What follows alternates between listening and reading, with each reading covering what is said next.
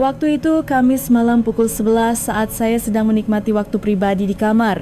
Hasrat yang terpendam selama 2 tahun seolah mencapai puncaknya ketika tiba-tiba terdengar suara pintu depan terbuka.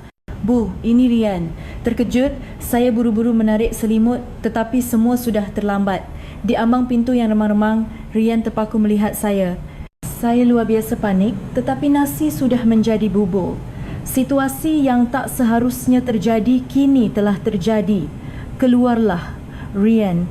Namun ia tidak bergeming, sebaliknya ia perlahan mendekat. Ibu juga manusia, wajar merasakan hal seperti ini. Malam ini biar saya yang membantu ibu. Ketika tangannya dengan lembut menyentuh bahu saya, pertahanan terakhir dalam hati saya runtuh. Malam itu saya secara impulsif melewati batas. Masalahnya, dia adalah sahabat putera saya. Meski itu hanya kesalahan sesaat, hubungan kami berubah selamanya.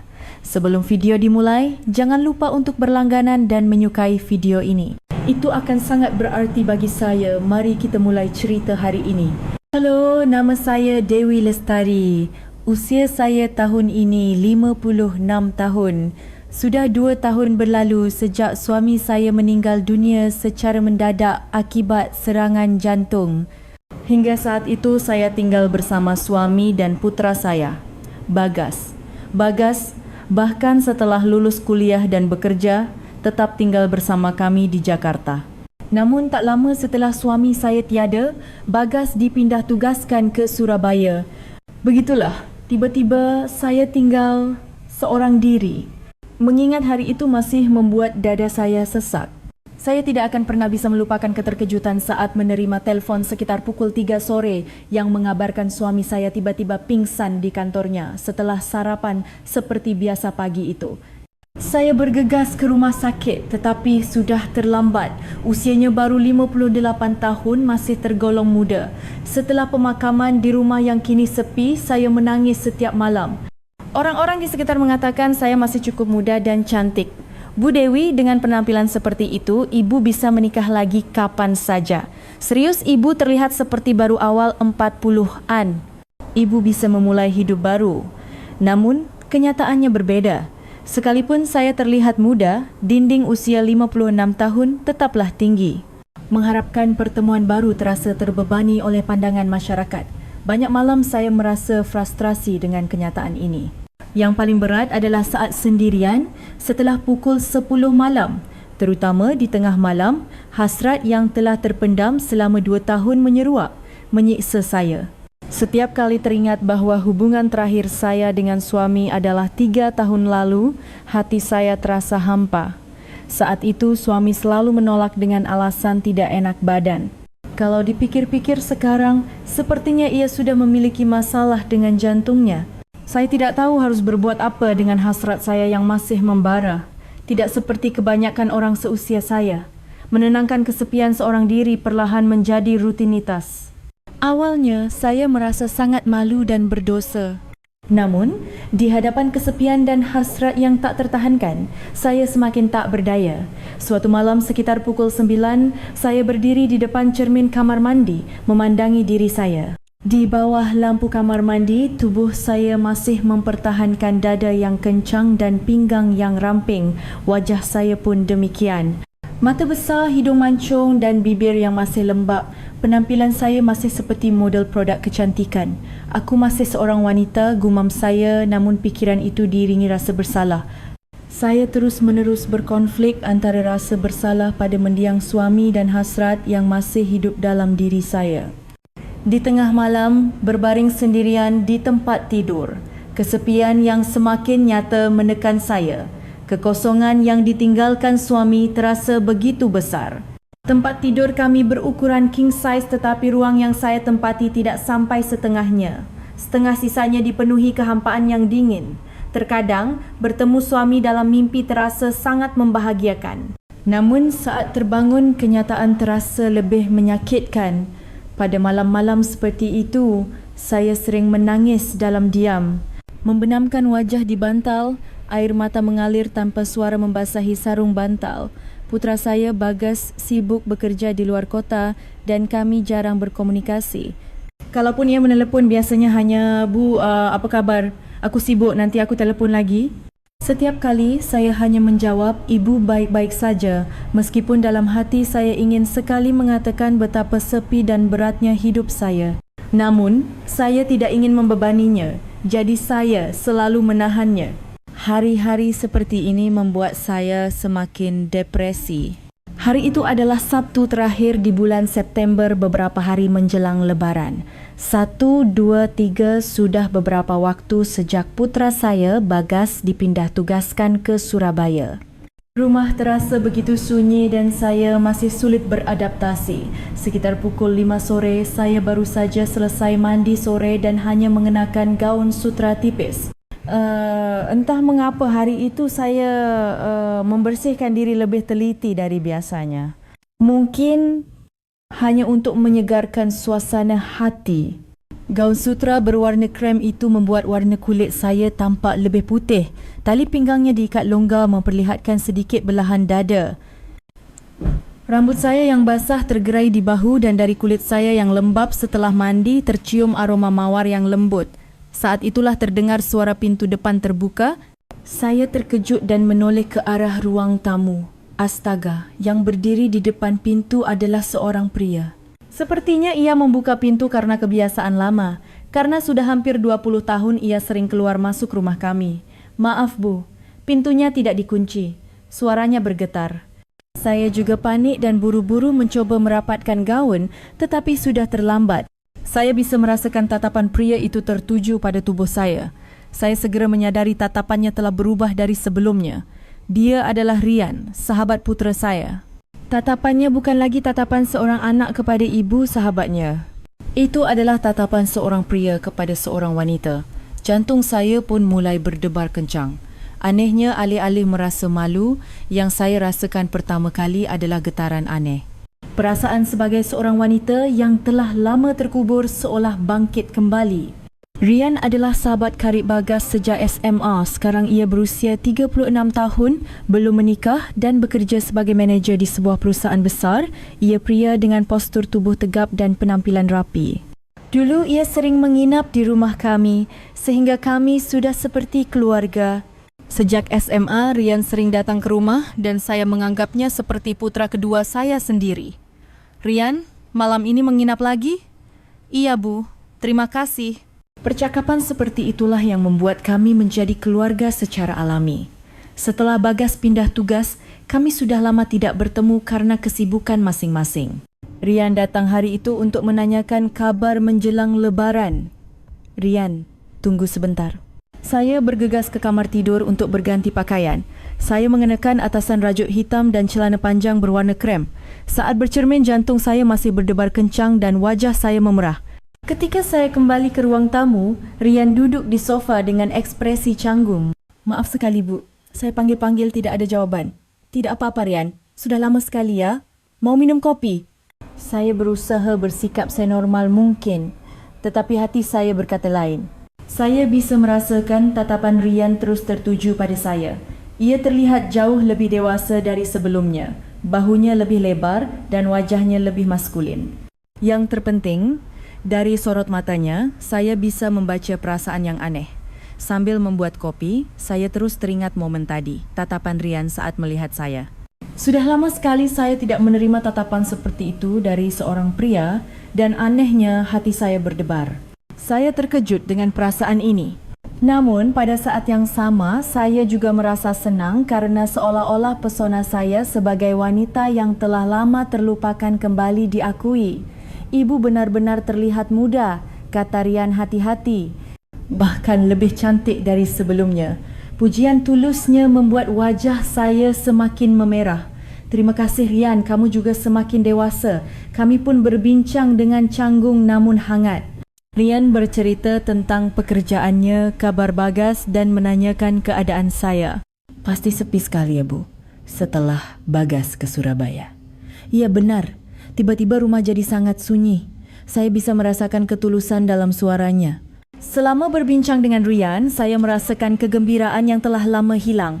Duduk dan mengobrol dengan seseorang ternyata bisa begitu membahagiakan. Malam itu sekitar pukul 9, Rian berdiri dan berkata, "Maaf sudah sampai malam begini. Saya harus pulang." Sudah mau pulang? Tidak makan malam dulu? Tanpa sadar, kata-kata itu keluar dari mulut saya. Mata Rian berbinar. Apa tidak merepotkan, Bu? Tentu saja tidak. Sudah lama kamu tidak ke sini. Malam itu saya menyiapkan makan malam dengan sepenuh hati untuk Rian.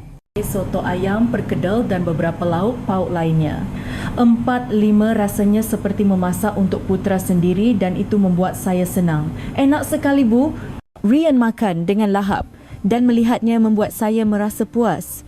Makan yang banyak, pasti susah ya makan masakan rumahan karena tinggal sendiri. Iya, Bu. Saya rindu masakan Ibu. Kata-katanya menghangatkan hati saya. Setelah makan, saat saya mencuci piring, Rian menawarkan bantuan. Di dapur yang sempit, tubuh kami sering bersentuhan. Setiap kali itu terjadi, rasanya seperti ada sengatan listrik. Sepertinya Rian juga merasakan hal yang sama. Gerakannya menjadi canggung dan tangannya sedikit gemetar. Bu ya, Ibu cantik sekali. Pengakuan tiba-tiba itu membuat saya terkejut. Suara Rian berbeda dari biasanya, lebih rendah dan lebih serius. Saat itu saya merasakan udara di antara kami berubah. Bukan lagi hubungan antara ibu sahabat dan sahabat anak. Rasanya kami telah berubah menjadi seorang pria dan seorang wanita yang saling menyadari kehadiran satu sama lain. Rian, saya tidak tahu harus berkata apa. Malam itu setelah Rian pulang, saya tidak bisa tidur. Perasaan yang telah lama terkubur bangkit kembali. Tatapan Rian, suaranya dan perhatian yang ia tunjukkan semuanya membuat saya berdebar. Saya berdiri di depan cermin dan memandangi diri saya lagi. Seperti yang dikatakan Rian, saya memang terlihat muda. Usia 56 tahun seolah tidak berarti. Saya masih memiliki penampilan yang menarik. Aku masih seorang wanita. Sambil bergumam begitu, saya menemukan diri saya tenggelam dalam perasaan baru. Namun pada saat yang sama, rasa bersalah juga menyelimuti. Rian adalah sahabat Bagas yang berharga. Dan bagi saya, ia seperti anak sendiri.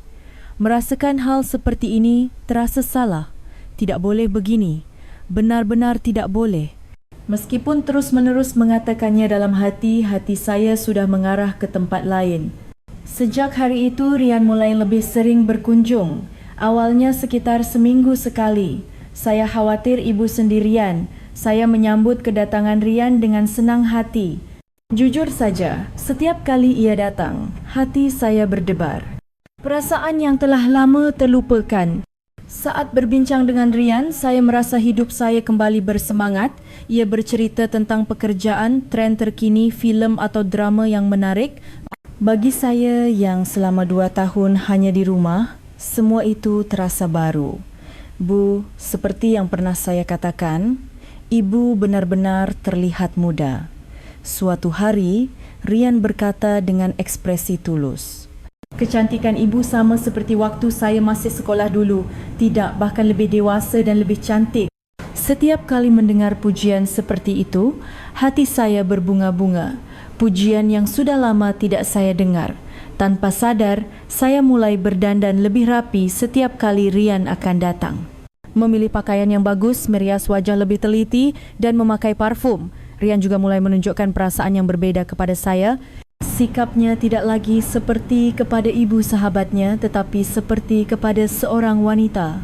Saat saya menuangkan teh dan tangan kami bersentuhan, rasanya seperti ada sengatan listrik. Saya juga merasakan tangan Rian sedikit gemetar. Suatu malam, Rian datang lebih larut dari biasanya. Sekitar pukul 9. Pekerjaan di kantor selesai larut, tapi saya sempat membeli buah di supermarket untuk ibu. Tangannya benar-benar membawa kantong buah. Hari itu saya mengenakan gaun berwarna merah anggur, desainnya pas di badan dan menonjolkan lekuk tubuh saya. Saya bisa merasakan tatapan Rian menyapu tubuh saya. Pembicaraan malam itu berbeda dari biasanya. Rian bertanya dengan serius tentang kesepian saya. Apa ibu tidak merasa kesepian? Tentu saja sepi. Terutama di malam hari. Saya menjawab dengan jujur. Namun, setelah mengatakannya, saya terkejut. Apa yang baru saja aku katakan? Saya tidak tahu mengapa saya menceritakan hal pribadi seperti itu kepada sahabat putera saya. Wajah saya memerah.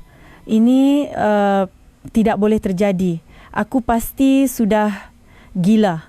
Rasa bersalah menyelimuti, tetapi pada saat yang sama, mencurahkan isi hati kepada seseorang ternyata sangat melegakan. Tatapan Ryan menjadi lebih dalam. Saya juga sedih memikirkan ibu sendirian. Saya bisa merasakan ketulusan dalam suaranya. Malam itu setelah Ryan pulang, saya tidak bisa tidur. Saya merasakan ada sesuatu yang berubah dalam diri saya. Perasaan saya terhadap Ryan telah melampaui sekadar rasa terima kasih.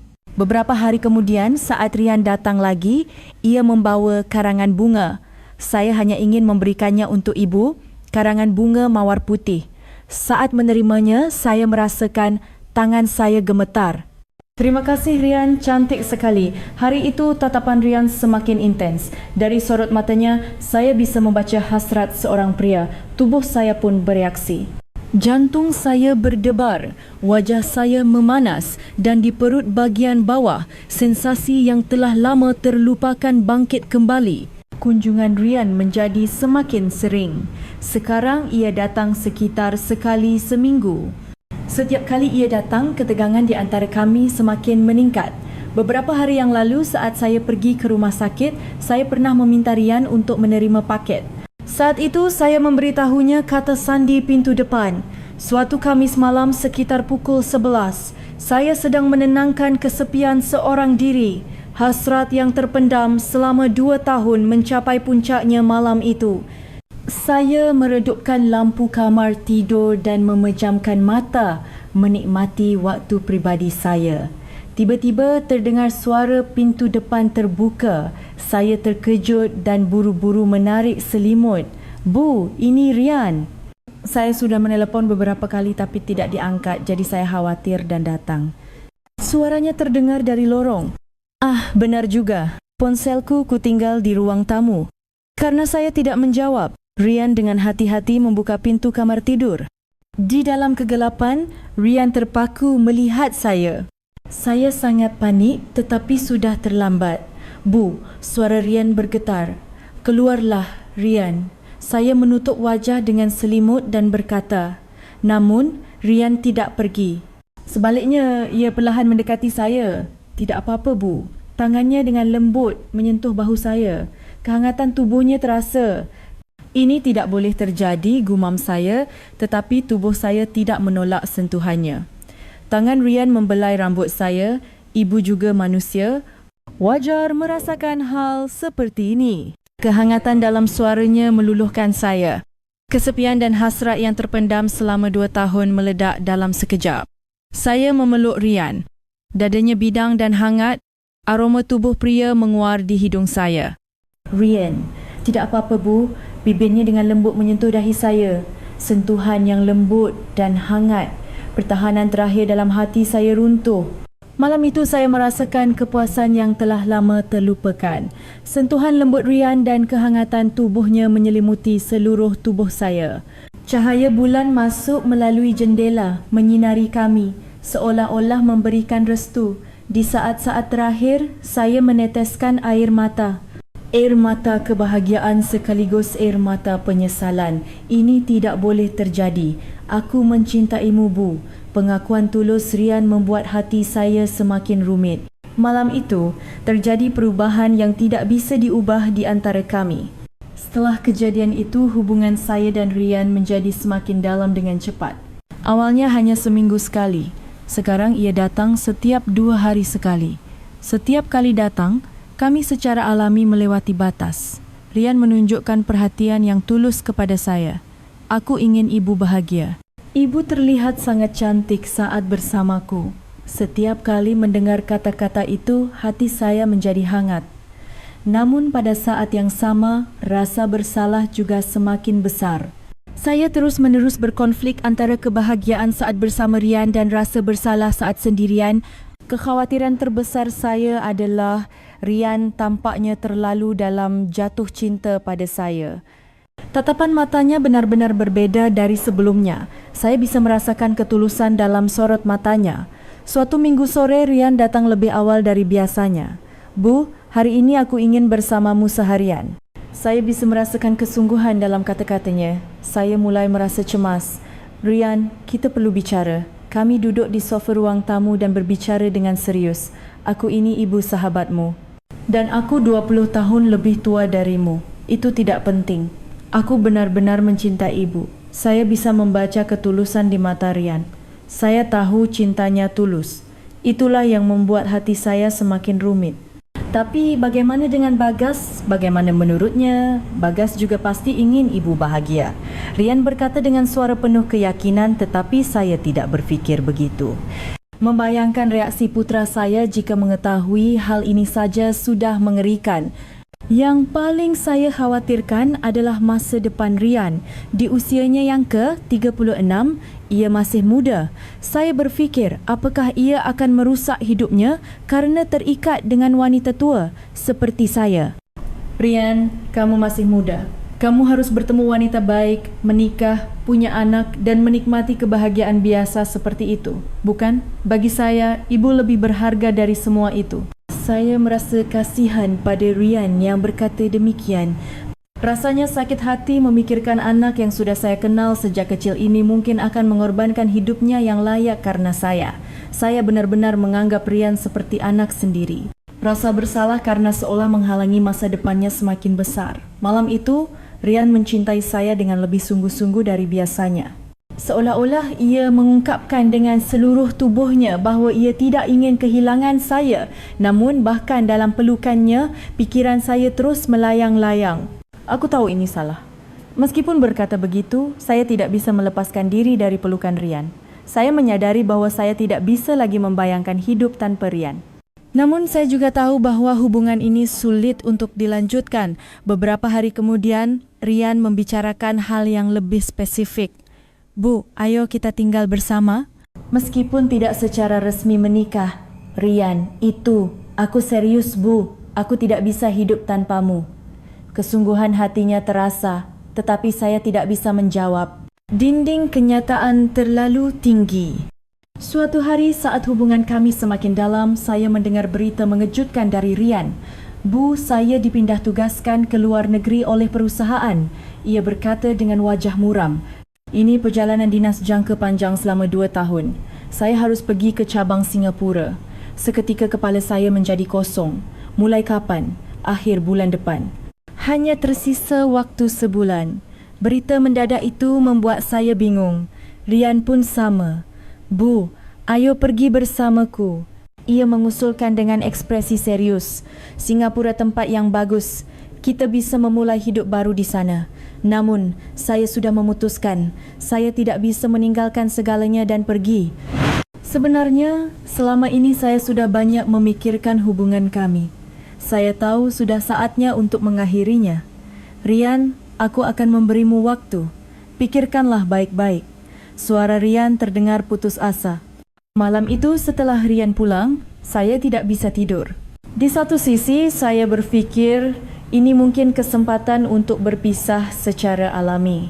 Mengakhiri hubungan kami dan menempuh jalan masing-masing sepertinya adalah hal yang benar untuk dilakukan.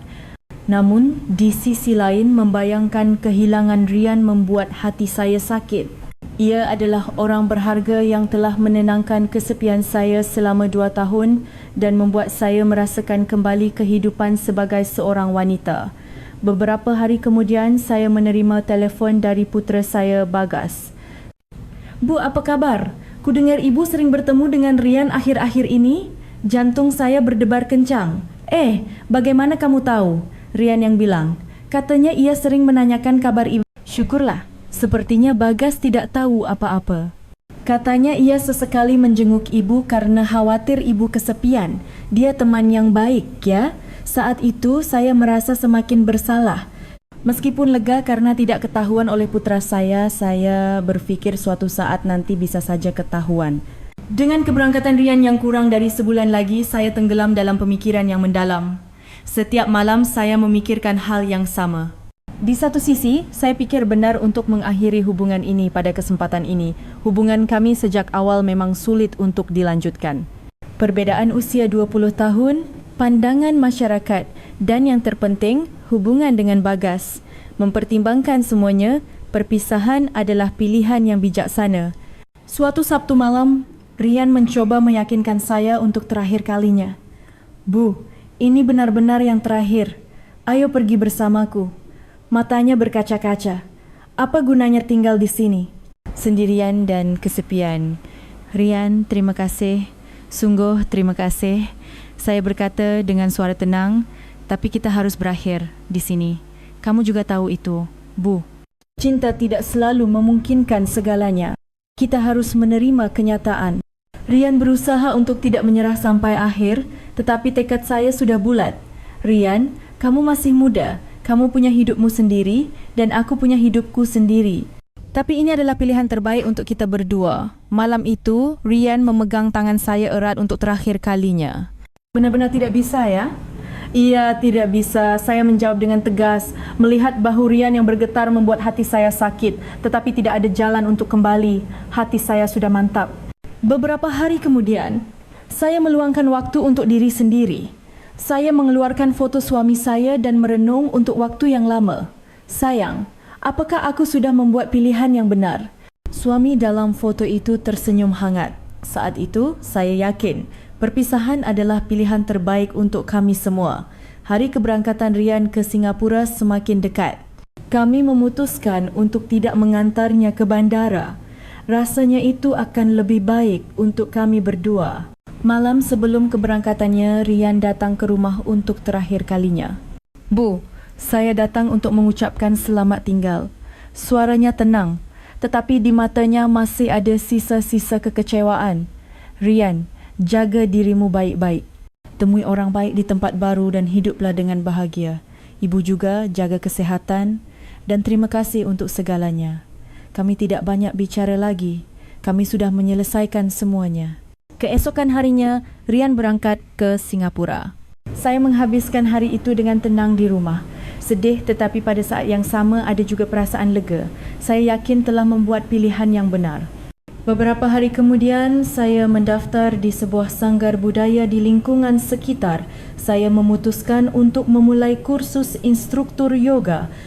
Itu adalah bidang yang selalu saya minati dan saya pikir itu adalah pekerjaan di mana saya bisa membantu orang lain. Saat menghadiri kelas pertama, ada banyak orang yang lebih tua dari saya. Belum terlambat, pikir saya. Beberapa bulan kemudian, saya mendapatkan sertifikat instruktur yoga. Dan saya mulai mengajar di sebuah studio yoga kecil. Berdasarkan pengalaman saya ingin memberikan kekuatan kepada wanita-wanita yang senasib. Suatu hari setelah kelas selesai, seorang siswi mendekati saya. Bu guru, Anda cantik sekali. Ada pesona yang tidak lekang oleh waktu. Setiap kali mendengar pujian seperti itu, saya merasa bangga. Rasanya waktu yang saya habiskan bersama Rian telah mengembalikan kepercayaan diri saya. 6 bulan kemudian, Bagas pulang untuk berlibur. Bu, ibu benar-benar berubah. Terlihat jauh lebih ceria. Saya tersenyum mendengar kata-kata putera saya. Ibu juga sedang menjalani hidup baru. Aku senang sekali. Setelah ayah meninggal, aku sangat khawatir kerana ibu terlihat sangat sedih. Suara Bagas terdengar tulus dan lega. Setahun kemudian, saya membuka studio yoga saya sendiri. Sebuah ruang kecil bernama Awal Yang Baru. Pada hari pembukaan, sebuah karangan bunga tiba. Selamat atas awal yang baru, Rian. Saat itu saya tahu kita semua baik-baik saja di jalan kita masing-masing. Kalau dipikir-pikir sekarang, itu adalah hal yang sangat berbahaya. Memiliki hubungan seperti itu dengan sahabat putra saya adalah hal yang salah. Seandainya Bagas tahu apa yang akan terjadi, membayangkannya saja sudah mengerikan. Saya hampir merusak hidup Rian dan saya sendiri hampir membuat kesalahan yang tidak dapat diubah. Saya merenungkan diri saya yang mencoba melanggar tabu dengan alasan kesepian. Namun, melalui pengalaman itu, saya menyadari sesuatu yang penting. Bahawa saya bisa cukup bahagia sendirian. Bahawa saya bisa membangun hidup saya dengan kekuatan saya sendiri tanpa bergantung pada siapapun. Sekarang, sebagai seorang instruktur yoga, saya merasa puas dengan membantu orang lain. Saya telah menjadi orang yang berbeza dari diri saya di masa lalu yang mencoba menenangkan kesepian dengan cara yang salah. Saya menyadari bahawa setiap orang bisa membuat kesalahan dalam hidup, tetapi yang lebih penting adalah belajar dan tumbuh dari kesalahan itu. Saya tidak akan pernah melewati batas itu lagi. Itu adalah janji untuk diri saya sendiri dan orang-orang di sekitar saya. Video hari ini sampai di sini. Jika ada yang mendengarkan sampai akhir, langganan suka dan komentar sudah dengarkan sangat berarti bagi saya. Terima kasih.